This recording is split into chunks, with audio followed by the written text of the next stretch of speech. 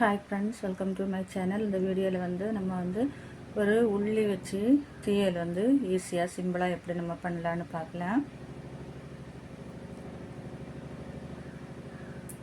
அதுக்காக நான் medium size வெங்காயம் ஒரு 10 போல் கட் பண்ணி வச்சுருக்கேன், சின்ன சின்னதாட்டு.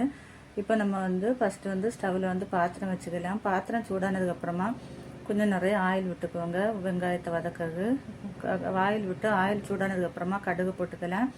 கடுகு போட்டுனதுக்கப்புறமா ஒரு டீஸ்பூன் வெந்தயம் போட்டுக்கலாம். வெந்தயம் போட்டதுக்கப்புறமா கருவேப்பிலை போட்டுக்கோங்க. கருவேப்பிலை போட்டதுக்கப்புறமா நம்ம கட் பண்ணி வச்சுருக்கோம் பாருங்கள் வெங்காயம், அதை நம்ம அதில் போட்டுக்கலாம். சின்ன சின்னதாக கட் பண்ணி வைங்க, அப்போ தான் சீக்கிரமாக வேகும். போட்டதுக்கப்புறமா நல்லா நம்ம இதை வதக்கி எடுக்கலாம். இது ஒரு மாதிரி ப்ரௌன் கலர் வரும் பாருங்கள், அந்த அளவுக்கு நம்ம வெங்காயத்தை வதக்கி எடுக்கலாம்.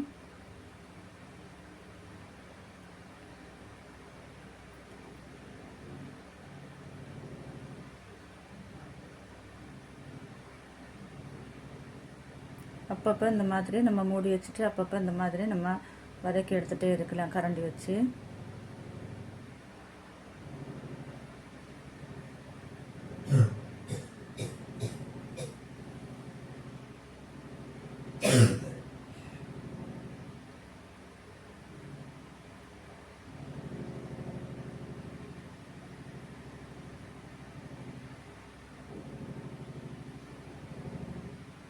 பாருங்கள், இப்போ நல்லா கொஞ்சம் வதங்கிட்டு பாருங்கள் எவ்வளோ இருந்தது, இப்போ எவ்வளோ ஆகிருக்குன்னு. இந்த மாதிரி நல்லா வதங்கணும், இன்னும் கொஞ்சம் வதங்கணும்.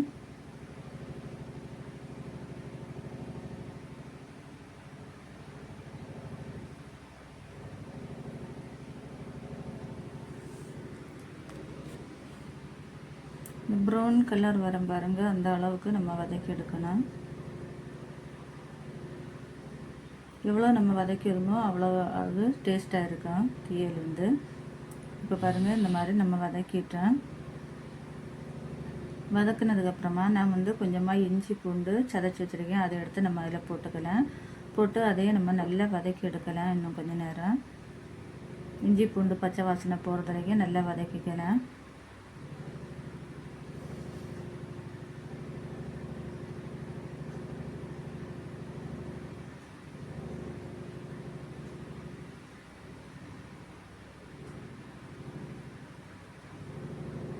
பாருங்கள், இப்போ வெங்காயம் நல்ல ப்ரௌன் கலரில் ஆயிடுச்சு. இப்போ நான் ஒரு லெமன் அளவுக்கு புளி தண்ணியில் ஊற வச்சு எடுத்துருக்கிறேன் புளிஞ்சு. அந்த புளி தண்ணியை நம்ம அதில் விட்டுக்கலாம். விட்டு அந்த புளி தண்ணி பச்சை வாசனை போகிறது வரைக்கும், அந்த கொதி வரும் பாருங்கள், அந்த மாதிரி வர்றது வரைக்கும் நம்ம அப்படியே வேக வச்சுக்கலாம்.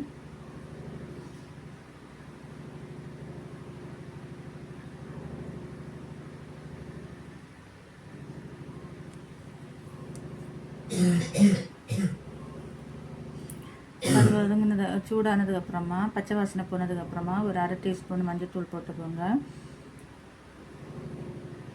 1.5 டீஸ்பூனு கொத்தமல்லி பவுடர் போட்டுக்கலாம். இது நான் வீட்டிலே அரைச்சது. அதுக்கப்புறமா காரத்துக்கு ஏற்றவாறு மிளகாத்தூள் போட்டுக்கலாம். போட்டு நல்லா இதை நம்ம வதக்கி கொடுக்கலாம். இந்த மாதிரி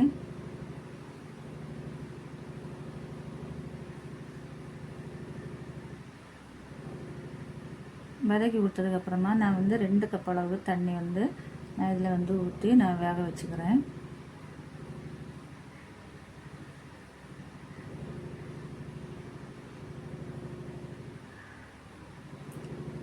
பாருங்கள், இப்போ தண்ணி விட்டதுக்கப்புறமா நம்ம தேவையான அளவு உப்பு போட்டுக்கிறேன்.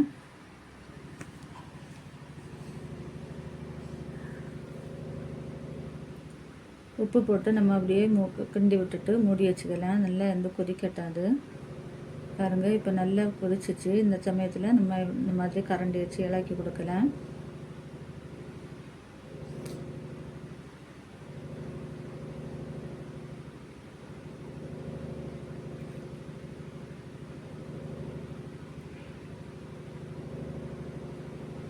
இலக்கி கொடுத்துட்டு இந்த சமயத்தில் உப்பு இருக்கான்னு செக் பண்ணிக்கோங்க. செக் பண்ணிவிட்டு நம்ம தேவையான உப்பு போட்டுக்கலாம். உப்பு போட்டு கொஞ்ச நேரம் அப்படியே கொதிக்க வச்சுட்டு நம்ம கருவேப்பிலை போட்டு இறக்கிக்கலாம். சூப்பரான உள்ளி தீயல் ரெடி ஆச்சு. நீங்களும் அதை ட்ரை பண்ணி பாருங்கள். இந்த வீடியோ பிடிச்சா ஒரு லைக் பண்ணுங்கள்.